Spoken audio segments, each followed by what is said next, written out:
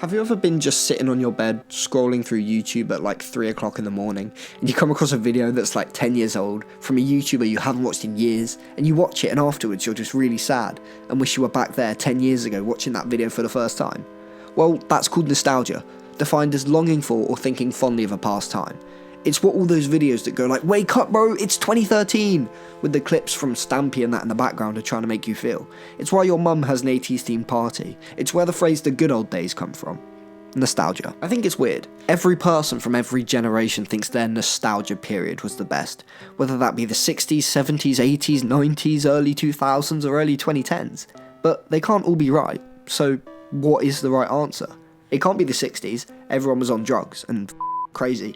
The 70s, James Corden was born. The 80s had terrible fashion. The 90s, you could only watch something if it was actually on TV. And in the early 2000s, the internet was still figuring itself out, and very weird. Therefore, the best time was the 2010s, obviously. Specifically 2010 to 2017. No one else had Fred, Annoying Orange, Villager News, those Xbox 360 Minecraft minigames, OG Fortnite. What were the kids doing in the 80s? Drugs, girlfriends, having relationships and a social life? That's boring. That can't compete with obeying traffic laws in GTA 5. I read a book. Sorry, that was a weird transition. I read a book the other day and it explained how and why we have nostalgia, and that's why I made this video.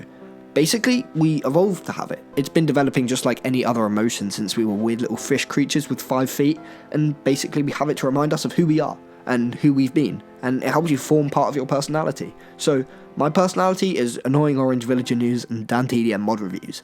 And I guess all these grandpas' personalities are drugs, motorbikes, and girlfriends, so they're awesome. But what about people now?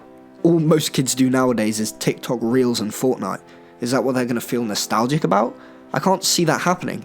Them sitting down in an armchair in front of a fireplace in 60 years' time, thinking about the good old days of Andrew Tate and Smurfcat. I might be wrong. Maybe I'm like one of those boomers who tell you to just work harder after selling their house for $3 million after buying it for 2 raspberries and a firm handshake in the 50s.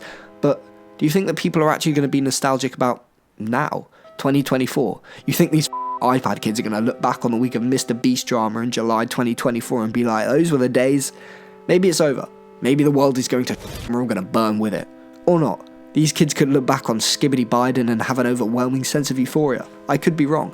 But don't get too wrapped up in nostalgia. It just makes you want to cry. Makes you want to be 7 years old again, stood in front of the TV playing Minecraft with no worries, no exams, no tests, no people just being rude for no reason, no taxes. Not that I pay taxes, not in an illegal way, I just don't make enough money. But I think the 2010s was some of the best years. Maybe that's just me being based, or maybe I'm right. You might think differently. Let me know.